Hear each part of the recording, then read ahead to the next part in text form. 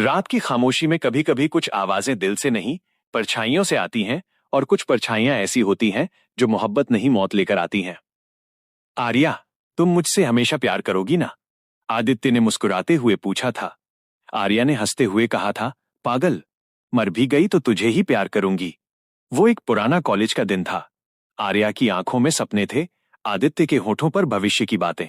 दोनों एक दूसरे के बिना अधूरे थे। लेकिन किस्मत का मिजाज हमेशा इंसान से अलग होता है। एक रात जब आदित्य बाइक से लौट रहा था, ट्रक की टक्कर ने सब खत्म कर दिया। आर्या ने उसे अपनी गोद में आखिरी सांस लेते देखा। आदित्य ने सिर्फ इतना कहा, मैं वापस आऊंगा, और फिर उसकी धड़कनें रुक गईं। 6 महीने बीत गए। आर्या अब अकेली थी। दिल तो रोज धड़कता था, पर अब उसमें किसी की आवाज नहीं गूंजती थी। वो अपने छोटे से किराए के कमरे में रहती थी, जहां दीवारों पर आदित्य की तस्वीरें थीं और टेबल पर उसका पुराना फोन रखा था, जो अब सिर्फ यादें बजाता था। एक रात जब घड़ी ने 12:03 बजाए, कमरे में अचानक ठंडी हवा चली। आर्या ने खिड़की बंद करने के लिए उठी ही थी कि पीछे से किसी ने बहुत धीरे कहा, आर्या। वो जम गई। उसकी सांस रुक सी गई। कमरा बंद था, फिर भी आवाज साफ आई थी। कौन? कौन है वहां? कोई जवाब नहीं। बस दीवार पर लगी आदित्य की तस्वीर से हल्की सी रोशनी झिलमिलाई।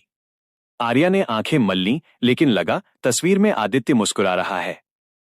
अगली रात वही हुआ, फिर वही आवाज, वही ठंडी हवा, वही एहसास।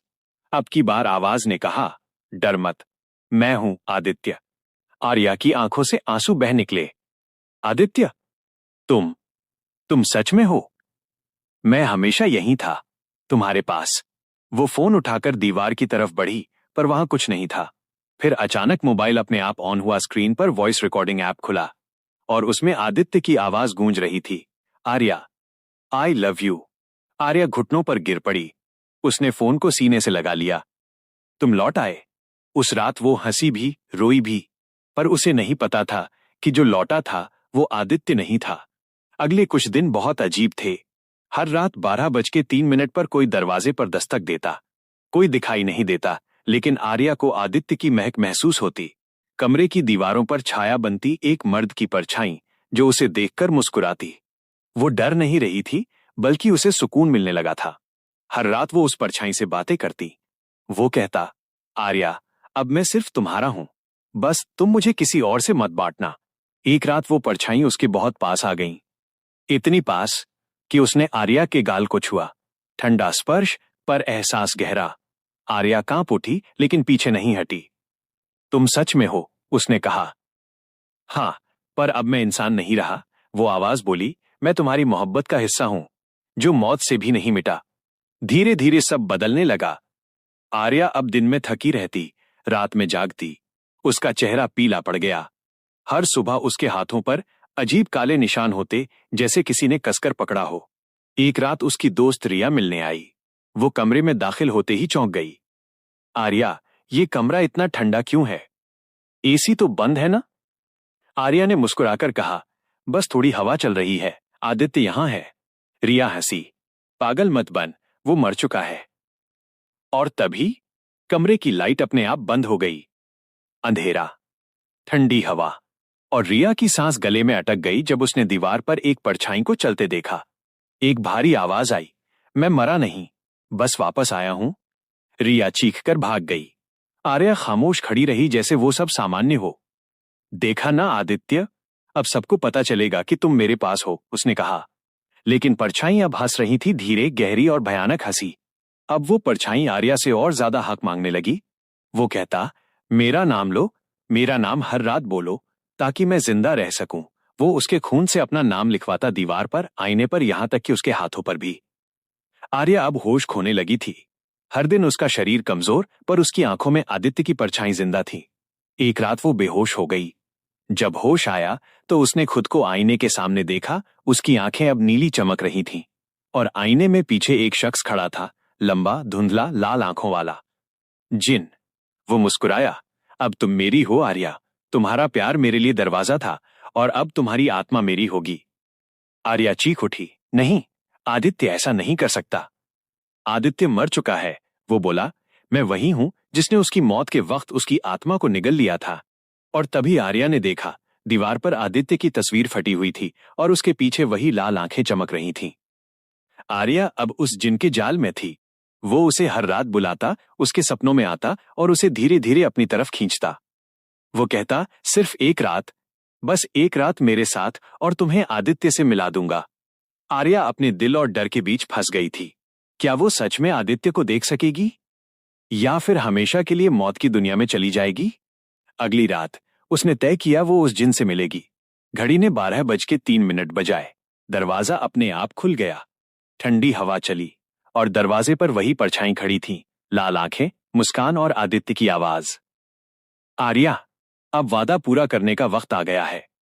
आर्या ने कांपते हुए कहा, क्या तुम सच में आदित्य हो? वो आगे बढ़ा, उसके गाल को छुआ और धीरे से बोला, मैं वही हूं जिससे तुम मरकर भी प्यार करोगी। आर्या की आंखें भर आईं, पर अगले ही पल उसने महसूस किया उसका दिल धड़कना बंद हो रहा है। वो गिर पड़ी। कमरा अंधेरे में डूब गया और दीवार पर सिर्फ एक लाइन लिखी थी, वादा निभाया, अब तुम मेरी हो। कभी कभी प्यार इतना गहरा होता है कि वो मौत की हदें भी पार कर जाता है, पर जब मौत ही मोहब्बत का रूप ले ले तो इंसान का दिल और रूह दोनों कैद हो जाते हैं। अधूरी सांसें। घड़ी फिर से 12:03 बजा रही थी। वही ठंडी हवा, वही अंधेरा और वही परछाई। आर्या जमीन पर बेहोश पड़ी थी। उसके आसपास हवा में धुआं फैल रहा था, जैसे आग बुझने के बाद की राख उड़ रही हो। धीरे धीरे उसकी आंखें खुलीं। चारों तरफ सन्नाटा था। आईने में उसने खुद को देखा। उसकी आंखें अब नीली नहीं थीं, काली पड़ चुकी थीं। कौन है? उसने कांपते हुए कहा। वो आवाज आई, मैं हूं, तुम्हारा आदित्य। आर्या चौंक गई। वो उठा और उसने सामने देखा, वही चेहरा, वही मुस्कान, आदित्य जैसा दिखने वाला जिन। मैंने कहा था ना, मैं लौटूंगा तुम्हारे लिए। आर्या पीछे हटने लगी। तुम आदित्य नहीं हो, तुमने मुझसे झूठ बोला। वो मुस्कुराया, झूठ नहीं आर्या, मैं वही हूं जिससे तुमने वादा किया था कि मरकर भी प्यार करोगी। अब मैं वापस आया हूं, बस रूप बदल गया है। वो आगे बढ़ा। हर कदम के साथ कमरे की लाइटें बुझती चली गईं। फर्श पर दरारें पड़ने लगीं और दीवार पर लगी आदित्य की तस्वीर धीरे धीरे जलने लगी। मौत के साए में आर्या कांपते हुए बोली, तुम मुझसे क्या चाहते हो? वो जिन बोला, तुम्हारी आत्मा, तुम्हारा प्यार मेरा रास्ता बना। तुम्हारे आई लव यू ने मुझे जिंदा किया। अब तुम्हारे दिल की धड़कन चाहिए ताकि मैं पूरी तरह इंसान बन सकूं। आर्या पीछे हटते हुए बोली, तुम आदित्य की आत्मा को खा गए है ना? वो हंस पड़ा। उसकी हंसी दीवारों से टकराई। हाँ, जिस पल उसकी आखिरी सांस गई थी उसी पल मैं उसके अंदर समा गया। उसकी आत्मा मुझ में कैद है और उसकी यादें तुम्हें मेरे पास लाने का जरिया बनी। आर्या की आंखों से आंसू बहने लगे। तो ये सब झूठ था? वो धीरे से झुककर बोला, नहीं, प्यार सच्चा था। बस किसका था वो तुम नहीं जानती थी। और उसके बाद उसने आर्या का हाथ थाम लिया। स्पर्श ठंडा, पर दिल धड़कने लगा जैसे कोई अदृश्य आग उसकी रगों में उतर रही हो। आर्या ने पूरी ताकत से हाथ छुड़ाया। तुम मुझे नहीं ले जाओगे। मंदिर का रहस्य। वो भागती हुई कमरे से निकली। रात के अंधेरे में सड़कों पर दौड़ती हुई जा रही थी। आसमान में बादल गरज रहे थे। उसे याद आया, आदित्य की मौत के बाद वो उसी पुराने मंदिर में गई थी जहां दोनों पहली बार मिले थे। वहीं से सब शुरू हुआ था, वहीं शायद खत्म भी हो सकता है। वो मंदिर पहुंची, पुराना, जर्जर, टूटी मूर्तियां और दीवारों पर उकेरे हुए अजीब निशान। हवा में गंध थी लोहे और राख की। वो अंदर गई और चिल्लाई, आदित्य, अगर तुम्हारी आत्मा सच में जिंदा है तो मुझे जवाब दो। पहले सन्नाटा, फिर वही आवाज गूंजी, आर्या। लेकिन ये आवाज कोमल नहीं थी, भारी और गहरी थी। अंधेरे से वही जिन निकला। अब उसका चेहरा पूरी तरह बदल चुका था, आधा इंसान, आधा परछाई, लाल आंखें और मुंह से धुआं निकलता हुआ। तुम्हें यहां नहीं आना चाहिए था। क्यों? यहीं से सब शुरू हुआ था। मैं यहीं खत्म करूंगी। वो चिल्लाई, तुमने आदित्य को मारा, पर अब मैं तुम्हें मारूंगी। जिन हंसा, मुझे कोई नहीं मार सकता, पर तुम मुझे छोड़ सकती हो अगर अपने दिल की धड़कन रोक दो।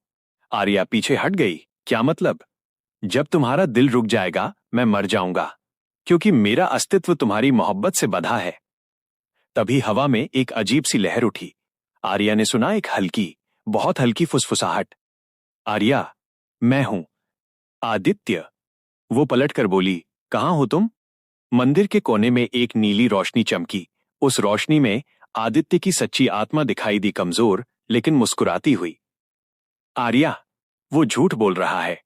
उसने मुझे मरते वक्त घेर लिया था, पर मेरा एक हिस्सा अब भी जिंदा है तुम्हारे दिल में।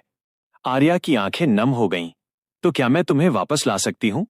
हाँ, लेकिन कीमत बड़ी है। क्या कीमत? अपनी यादें। तुम्हें हमारे सारे पल मिटाने होंगे, तभी वो जिन टूटेगा। आर्या चौंक गई। अगर मैं ऐसा करूंगी तो तुम्हें भूल जाऊंगी। हाँ, लेकिन तब वो मर जाएगा और मैं मुक्त हो जाऊंगा। आखिरी प्यार। आर्या के दिल में आंधियां चल रही थीं। उसके सामने जिन था जो आदित्य के चेहरे में मुस्कुरा रहा था, और उसके पीछे असली आदित्य की आत्मा थी जो आजादी मांग रही थी। वो चिल्लाई, मैं अब डरूंगी नहीं। जिन ने हाथ बढ़ाया, चलो मेरे साथ चलो, हमेशा के लिए। बस एक आई लव यू और मैं तुम्हें अपने साथ ले जाऊंगा। आर्या मुस्कुराई, तुम चाहते हो मैं तुमसे प्यार करूं? हाँ। तो सुनो। वो उसके करीब आई, उसकी आंखों में देखा और कहा, आई लव यू। आदित्य नहीं, खुदा से जिसने मुझे पहचान दी। और अब मैं तुम्हें मिटा दूंगी। उसने अपनी हथेली पर आदित्य की तस्वीर से निकली राख उठाई और अपने माथे पर रख ली। एक तेज रोशनी फैली। मंदिर की दीवारें कांपने लगीं। जिन चीख पड़ा, नहीं, तुम नहीं कर सकती।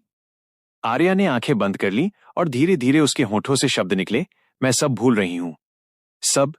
उसके सामने के सारे दृश्य धुंधले पड़ गए। आदित्य के साथ बिताए पल, हंसी, प्यार, वादे, सब मिटने लगा। जिन तड़प उठा। उसका शरीर धुएं में बदलने लगा। आर्या, रुक जाओ, मैं तुम्हारे बिना अधूरा हूं।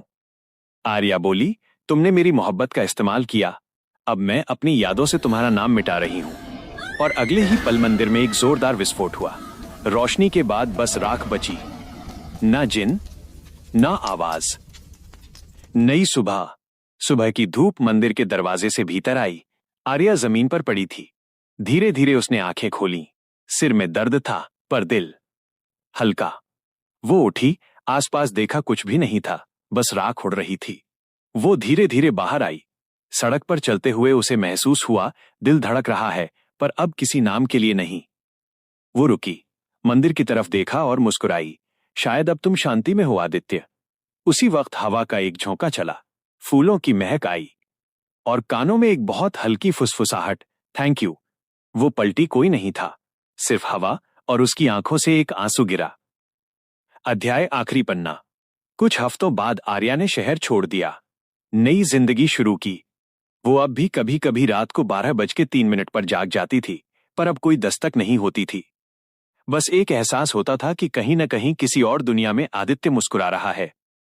वो अपनी डायरी खोलती और लिखती, कभी कभी प्यार का अंत मोहब्बत की आजादी होता है। मैंने उसे खोया नहीं, मैंने उसे मुक्त किया। डायरी बंद करते ही हवा चली।